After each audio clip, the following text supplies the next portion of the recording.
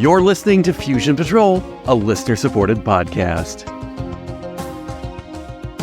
Each week, we take a single episode of a science fiction TV series, movie, or audio and overanalyze it to within an inch of its life. Welcome to the discussion.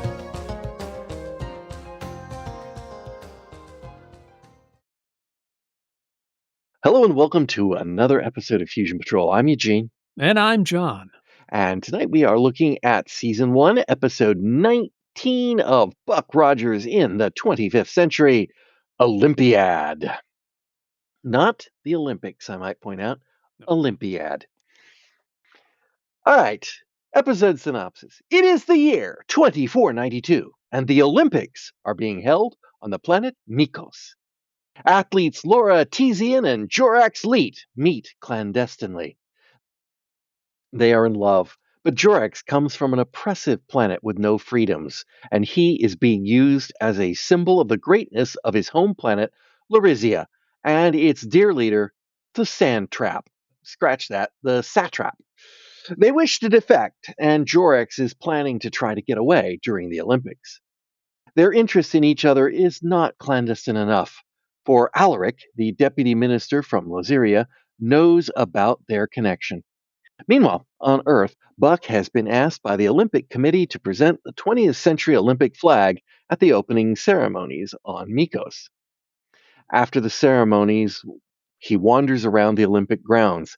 He is impressed by the incredible heights that Jorax can do in the vertical high jump, but Jorax is unfriendly to him. Lasirian athletes are not allowed to speak to outsiders. Alaric, watching remotely, triggers a button on a device called a Disharmonizer, giving Jorax a headache to remind him to stay in line. Watching this exchange, Laura approaches Buck, making Jorax jealous. She is a champion astrosledder, and she offers to take Buck out on the course to see what it's like. Once they're alone, she confides in him she needs help and asks for asylum on Earth. Buck agrees to do what he can. He contacts Dr. Hewer, who agrees they will give asylum, and he sends Wilma to assist Buck. Alaric has had Laura's room bugged and has heard the entire conversation with Buck. He orders his henchmen to kidnap Laura, and he also has plans for Buck. Jorax, still jealous of Buck and unaware that Laura has been asking for his help with the defection, decides to warn Buck off, just as Alaric has two Olympic boxers come over to beat up Buck. Buck, with Jorax's help, defeat the boxers, and suddenly they're best buds. Dr. Hewer learns that Jorax has an extra special deharmonizer in his brain.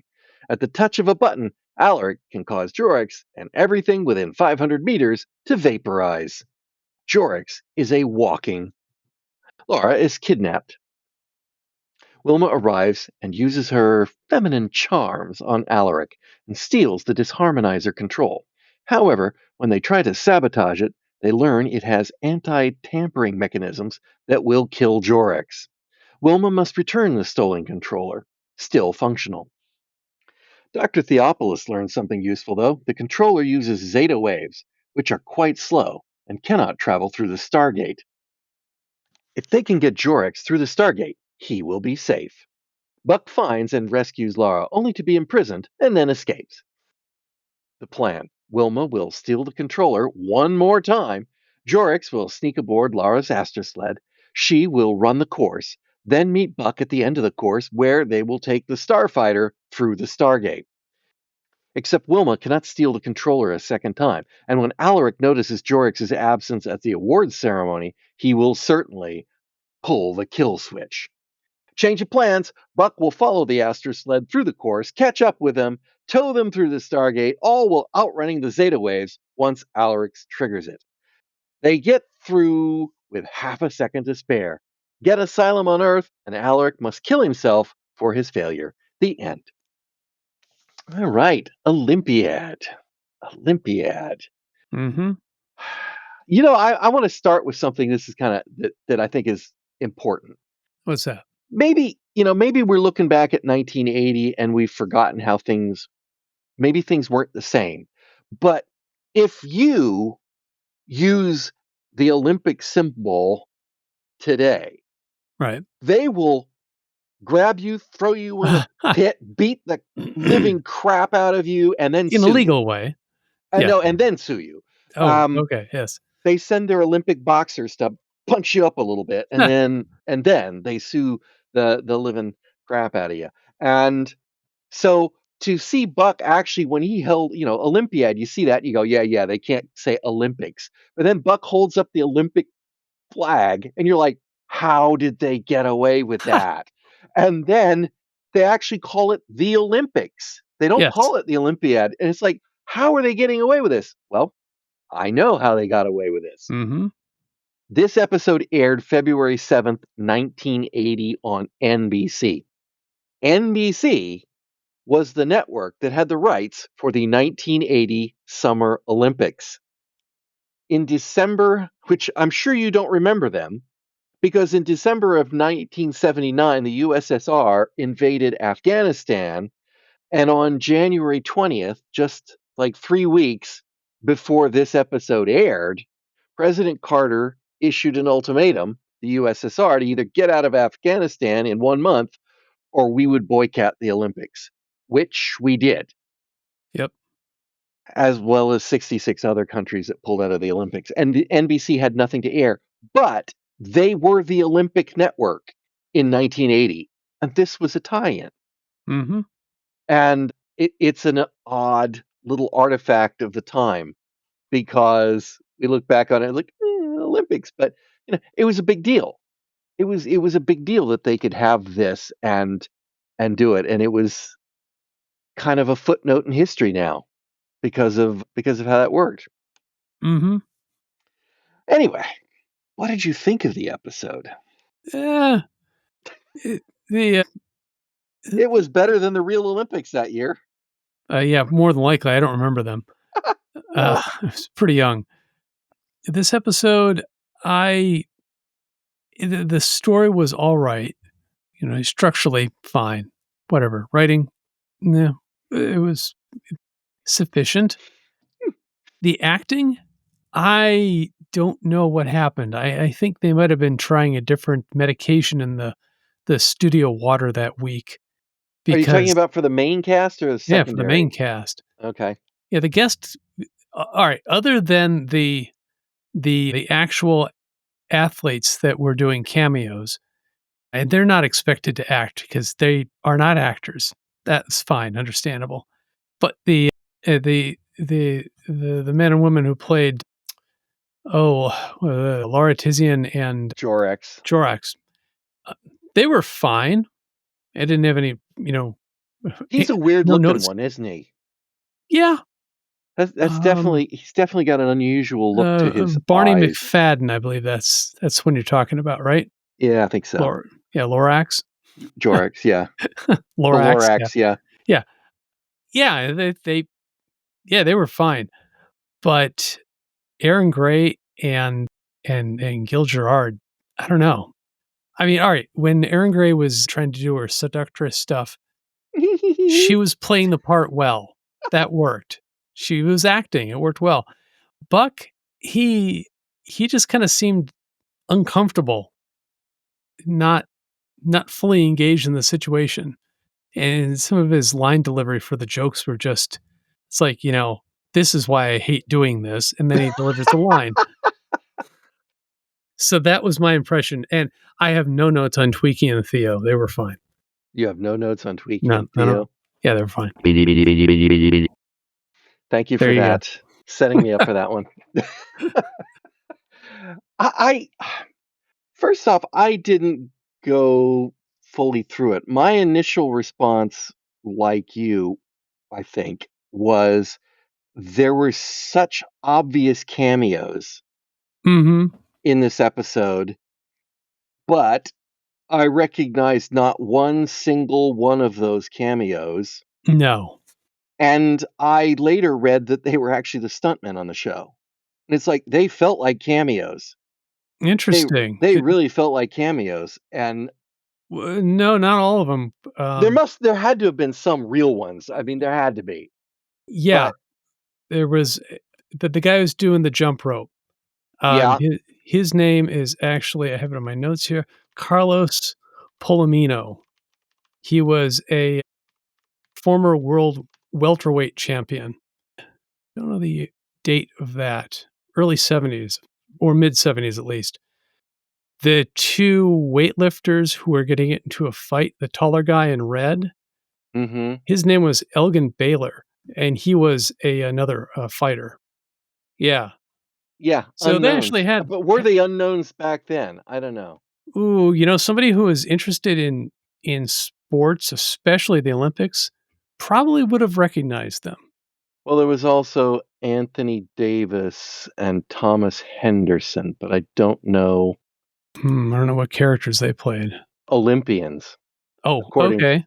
they were Useful. listed as all of them were listed. Elgin Baylor, Carlos Palomino, Anthony Davis, Thomas Henderson. Those four people are listed as Olympians. Okay. Anthony Davis had four roles: Incredible Hulk, Buck Rogers, Greatest American Hero, and Coming Attractions. Wow. He played, let's see, first policeman, Olympian, actor, and guard. So There you go. Thomas Henderson is known for Squeeze Play, the NFL on CBS as a Dallas Cowboys linebacker. Okay, so that's what he was. All right. Yep. And he played in two films, Buck Rogers and Squeeze Play. And I think, and you already mentioned the other two. So, yeah, Yeah. there were, but at the same time, it's like, well, you couldn't even get, Bruce Jenner. It's like where Maybe they're somebody all people would know maybe at the they're all time. busy back then. Get ready for the Olympics. Yeah. Well, wouldn't you really want? I think they would have wanted their brand, but yeah, all right, fine. So fine. Well, we'll let it go. They felt painfully obvious, Oh yeah.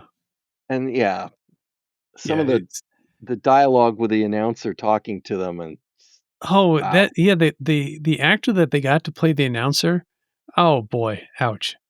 He they should have found some, like, I don't know, disgraced TV anchor or something like that to do the part, because at least then he would have sounded like he was an announcer. But then again, maybe in the future everybody's stiff and wooden. I don't know. So I absolutely love the fact that we now know that if you can get rid of the crowds, the Olympics can be held in an aircraft hangar, and not a That's very big one. awesome. Yeah, that's Not a very awesome. and the fact that they were able to do the 40K steeplechase Yeah. in there, I was just gonna say, I'm not sure how they did the 40K steeplechase. up and In 2 down and up hours. and down. Yeah, uh, no, gravity no, yeah, nullifiers. 2 hours and 23 minutes. Yeah, 2 Yeah. hours 23 minutes was the 40K.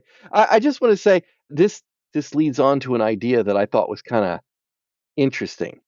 If indeed there is something interesting to be found in this episode, they kept showing us stuff like, well, the 40K steeplechase, which incidentally, the current steeplechase is 3K, and the record is, that can't be right. I must have transcribed. I don't think it's 7 hours and 52 minutes. I think they could do better. I must have transcribed that wrong in my notes. But you know, come on. Mhm. Oh, maybe that's what maybe I extended it to 40K. No, doesn't matter. Doesn't matter. Don't know what it is, but the current steeplechase is 3K. Then also the high jump. I mean, you saw how high, well, you kind of Oh, saw yeah. how high Jorex jumped. So I asked the question in all seriousness, Right. how can this work? I mean, you have people like Quince from the heavy gravity world. Yeah, exactly.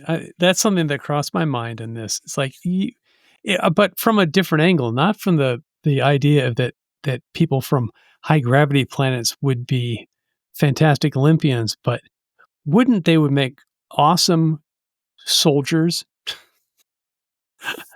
Yeah, there's all sorts of things, but how and this is going to hit on something that's, but but we can't help to go there. But if all aliens have different abilities, Mhm. this planet can do this and that planet can do that. How can you have a fair Olympics Games I cross don't know. interplanetary? Right? I mean, this is the argument of having bifurcated men and women's sports. Right. And, should we have bifurcated men and women's sports or should they find a different way? I mean, boxing does it by weight class, right?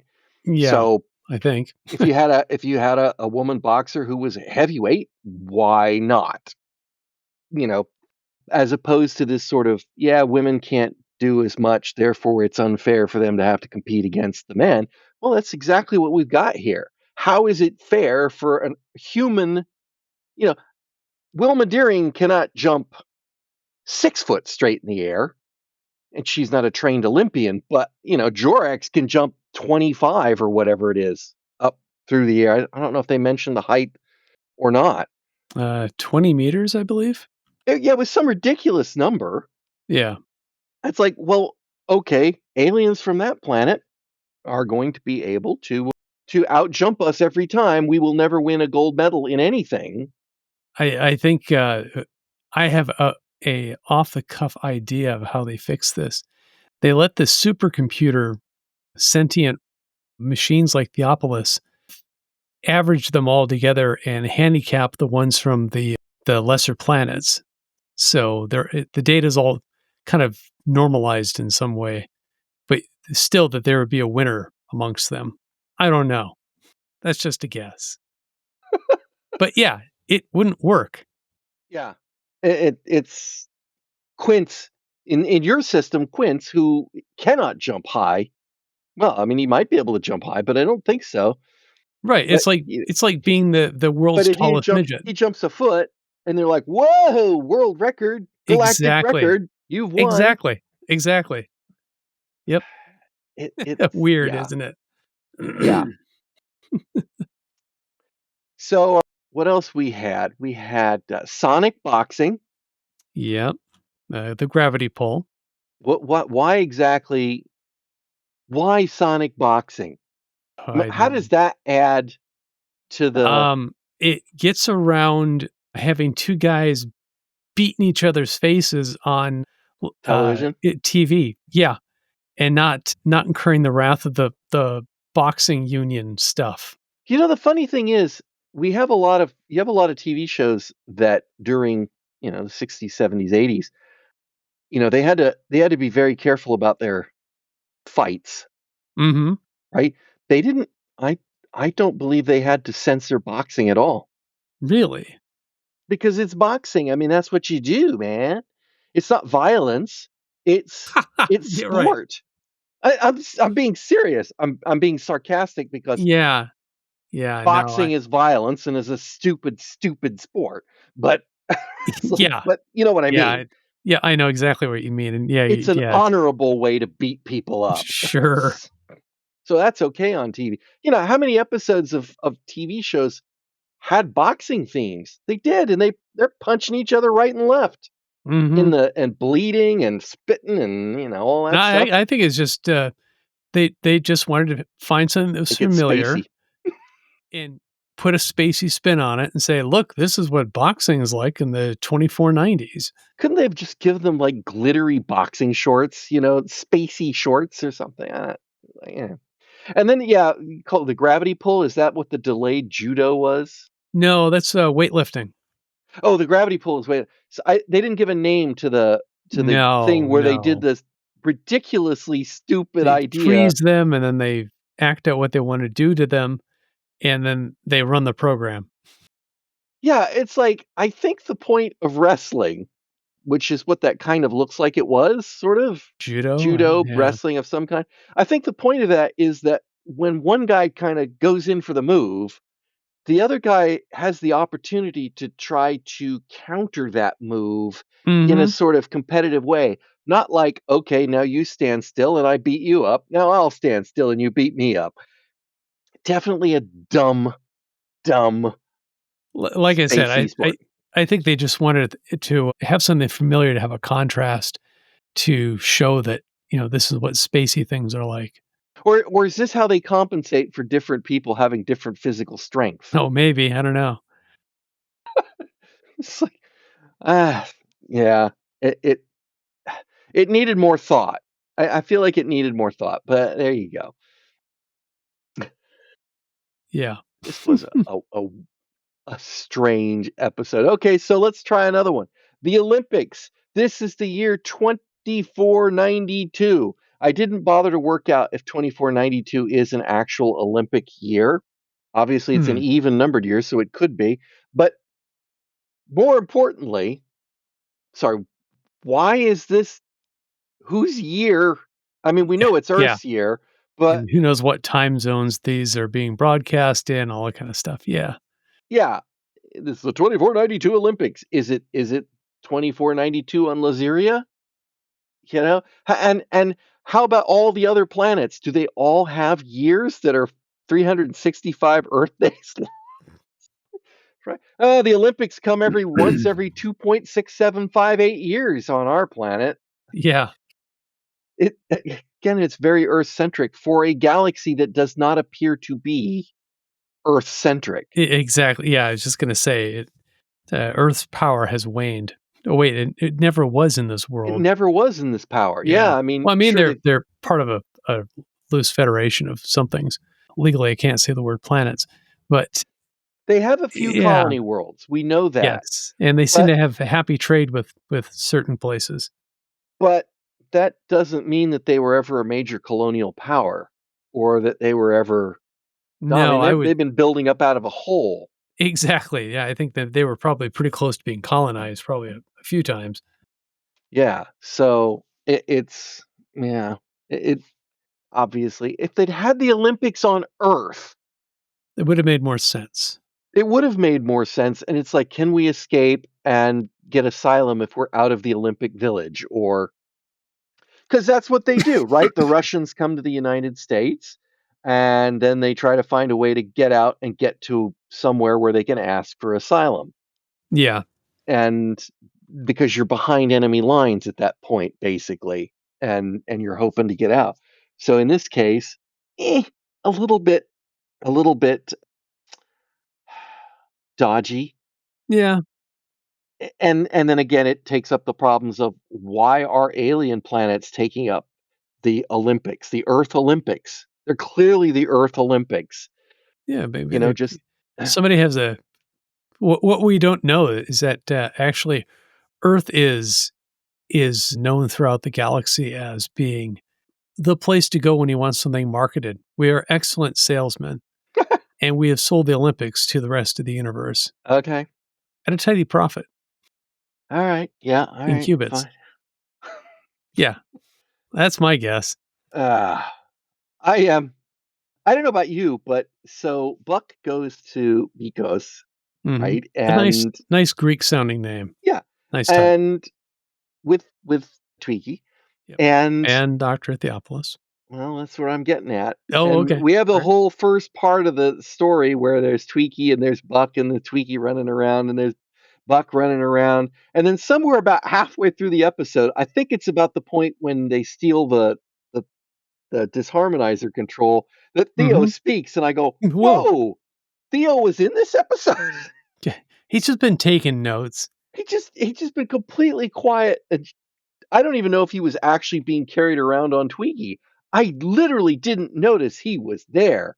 And then just suddenly he speaks up, and I was like, whoa, Theo's in the room? Oh, yeah. Okay.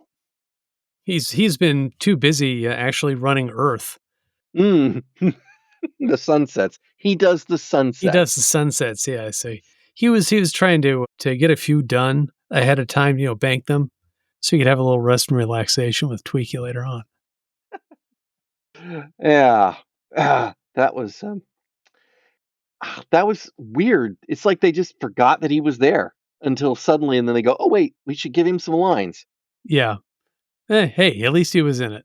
It At wasn't least like he was in it. he wasn't out being repaired or something like that. We've got these expensive robots and we need to use them in the show. They're great characters, don't forget. Right, yeah. There is one thing I wanted to mention, though. This is really important, so stand by for it. What did you think when you saw them go through the Astro Sled run? I give you a hint. Oh, yeah. Yes. Oops, here we go. Yeah, it did. God damn it! Yeah, well, it's just like that, really. It's just over and over, Over and endless over Logan's again. Run. Like, well, never waste a special effect you've already got No. on stock. Yeah, they blew enough money taking the stock starfighter and putting those rainbow explosions next to it as it careened into the force shields that have Yeah. no markers, because that would have cost a lot of money back then. They're probably on the screen. Yeah, but still, we could have seen them. That would have been nice. Yeah, it was a little weird. So Abstract. Did Alaric know that what they were planning because he had the place bugged? He knew where they were trying to go, right? Yeah. So let me ask this question: if the Zeta waves can't travel through the Stargate, Mhm. and Buck takes them through the Stargate to get them to Earth, couldn't Alaric just have taken a ship through the Stargate and then pushed the Disharmonizer button again? You would have thought. Yeah, yeah, it Uh-huh. wasn't like maybe we should go to, you know, I don't Aldebaran think 3 to start with to throw him off the track. yeah, I don't think creative thought is really a good thing in this society. It's probably frowned on. Could be. Stay in your lane. I can't wait though to see the next flashback episode where they remember this one and they're trying to figure out who might be the villain that's trying to exact revenge. And they're all like, I think it might be Alaric. And then they remember that. And then they're all like, yeah, but last I heard, he was living on a planet. It's like, no, I'm pretty sure he blew himself up. Yeah, he went boom real good. Boom, boom. He boomed himself. Oh, But yeah, that's even better. But we have seen other people go boom boom and then end up still being alive when we got to the Mhm. flashback episode. So I Flashbacks are all powerful. we can bring anyone back to life that might. Yeah, no, I think that's a dead end. How the heck did Buck bank shot a laser beam? I well, it probably wasn't a laser beam. It was probably some weird futuristic particle thing he made of a polymer or space age polymer. And I don't know. Yeah, I don't. Yeah, boy. When you don't, stories are a lot better when you don't understand science. They really are. Because there's nothing to suspend because you just don't know. I mean, as far as I could tell, there wasn't a mirror that he was shooting Mm-mm. at. No, it bounced off the wall. That's what I was Okay. thinking. You put a mirror up on the wall, you have Buck look through the fence, right? And see the mirror, Mhm. and in the mirror, see the control. Yeah.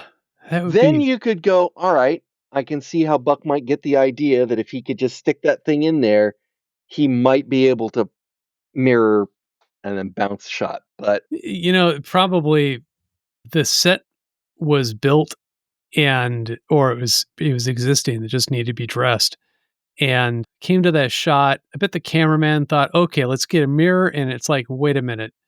That's not gonna work. We can't shoot from that angle and make it work without a lot of extra work. Like, we'll have to paint the back of the wall," that sort of stuff. Or worse, you'll have to, like, move the wall 'cause the angles don't work. I don't know. Or possibly they just thought, "Who's gonna question this?" He bounces it off something. well, now they It's not optical. know it's us. We are questioning their decisions. That's right. That's why we do this. Uh, It would be the how only thing you'd ever do if you had a time machine. Just go back and try to make better TV. it's like All right, guys, I'm here from the future, and I've got some script notes. Yeah, everybody sit down. Trust You me, want in this 40 show to years, last? You want this show to last? Listen to me. because I've seen the future. I've seen 'Cause the that's where future, my and zip code's at. You do have zip codes here, don't you? yeah. Uh, Yeah. Yeah. okay. Email me. Oh, wait. Speaking of speaking of bad science, Yeah. Oh, do we think that there is any kind of physical law that allows us to have some sort of a electronic space wave that only travels at 5 times the speed of sound? closest I can tell is a zeta wave is actually just a sharp smell. I That's mean, that's the only thing I can think of.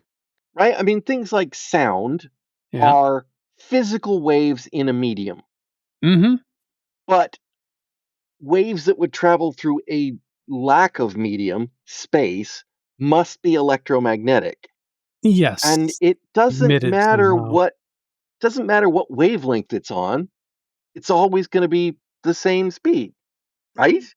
Yeah, unless it goes through a medium, but yes. Yeah, in space, yeah, it's not going to be Mhm. like zeta waves in space can't be 5 times the speed of sound. They have to be the speed of electromagnetic radiation, which is the speed of light. Yeah. So, yeah, zeta waves. Remember Hey, what I was saying about not understanding science and things are better? Here's an example. yes. Yes. But be safe in assurance that a starfighter better be able to outrun these because they're only traveling at Mach 4.8. It's like 3,700 miles an hour. Yeah. Well, Yeah. it's the barrier that was slowing him down Oh, right. Yeah. So through the course. why not go through the barrier, go really fast and go around it and meet the guys at the end. And then do the whole let's escape through the Stargate, which is I'm gonna hope more than 6,000 miles away because it'd take a freaking hour to get there with those Zeta waves. Yeah. Yeah. Yeah. Oh, okay. So let's go with the next question I have about it. And I know that it's meant to be a pointed thing, again, poking at the USSR, right? Losirian Exos. It's a steroid that all the Losirian athletes use in their training. Hmm. Surely it's not treated like they don't say it like it's illegal. Yeah. And obviously, we have a lot of accusations of Russian athletes using growth Performance hormones, enhancing drugs. enhancing, There you go. Yeah. which is what they're going for on this Syria because they are the Soviet Union, clearly. Yeah, or at least East German. Yeah. But yeah, or the East German. Yeah, it's somebody in the sphere. And okay, they casually mention that. Oh, it's the thing that they all use. But then we fall back on also it makes women go wild. Okay. And we're given the impression that Alaric uses it on women to have his way on with them, right? Hmm. Isn't that's the impression? It's like a roofie, only it's a space roofie. And Yeah. okay, how does Wilma pull off the whole, oh, I've been hearing everything about those Syrian exos and I wanted to try it. It's like, roofie me. It's like, I've Yeah. always wanted to experience that. Like, I don't, I don't get it. I don't get it. Why did it have to be the same drug for that matter? Was it they just couldn't come up with two drug names? Or they even I'm needed to bother mentioning it about the athletes? right. I'm not. Yeah. I didn't quite understand why they did that. Do they Don't have know. no female athletes from Luceria? Well, maybe. Well, who knows what the contests are? Yeah. Yeah. I don't know. Remember the year of the Sex Olympics? Great. Vaguely. Oh yeah, that's if you haven't seen that, Simon and I did that one. That's a Nigel Neal story, No. and you absolutely need to watch it if you haven't watched it. Anybody, that will shock you beyond belief. It Okay. really will. You look at something made in the 1960s and you'll go, how did he predict the future so accurately? People say the same thing about Orwell. Yeah, well, it's on the same lines. Oh, yeah, I bet. Watch it. Watch it. It's amazing. It's an amazing piece of television. Hmm. Yeah. So maybe that's what the Exos is for. I don't know. That's when it turns out it also makes it makes the men jump high and it makes the women jump bones. Yeah, yeah, Might want to uh, edit that out. yeah. I'm not sure that that's. Yeah. Anyways, Did you recognize Judith Chapman, who played Lara? no. She featured in an episode, rather prominently in an episode of a show we reviewed not Rogan that Run? long ago. No, Galactica 1980. Oh. Oh, She was the angelic being of light in The Return of Starbuck. oh, okay. Got it. Huh. I'm watching her the whole time going, know that face? Know that Mhm. face? Can't place that face, but know Hmm. that face. Saw the name, go, nope, nope, don't know that name, but there you go. I got nothing else. I don't think. Nope. Yeah, that's kind of how this episode is. Mhm. Which, honestly, reminds me a lot of the Olympics, except that I watched this.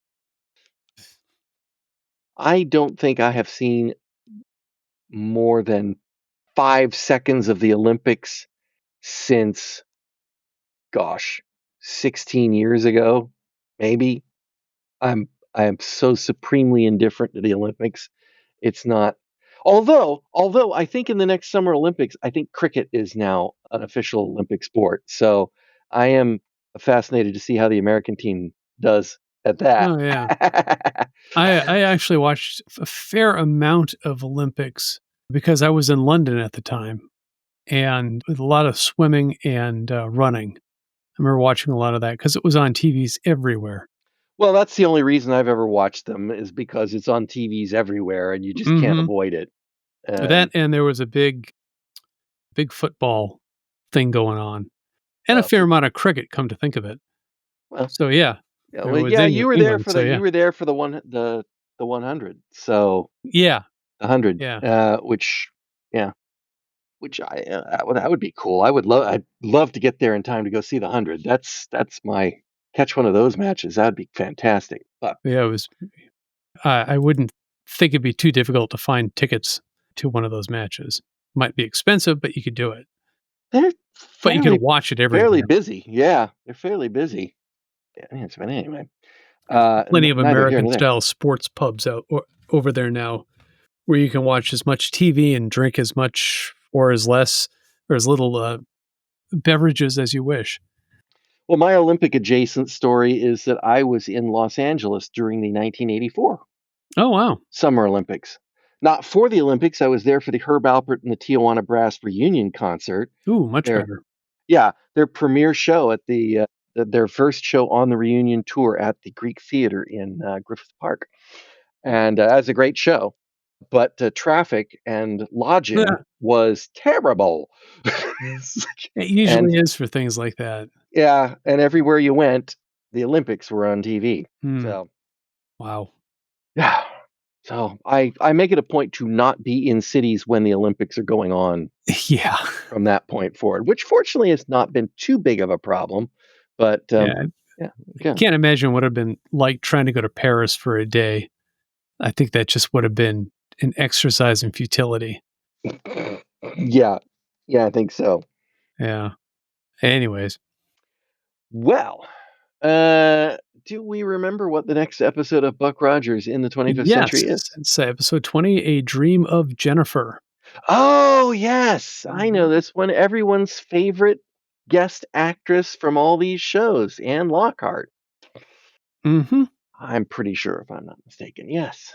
All right. Well, John, thank you for joining me. Oh, you're welcome. And Tweaky, thank you for joining us. Ooh, And how listeners, rude. Wow. I know. You don't want to know. What did he say? Yeah. Listeners, I hope you'll join us all again next time on Fusion Patrol. This has been Fusion Patrol. Thanks for listening. If you're enjoying this podcast, we hope you'll consider supporting us at buymeacoffee.com/fusionpatrol or patreon.com/fusionpatrol. For our Patreon subscribers, we're currently running a special series on Babylon 5. Come join the conversation and find other content at fusionpatrol.com. You can contact us on social media where our Fediverse address is @podcast@fusionpatrol.com or by email at feedback@fusionpatrol.com. Fight the Future by Amberwolf is our theme music. You can find more from Amberwolf at bandcamp.com. This has been a Lone Locust production.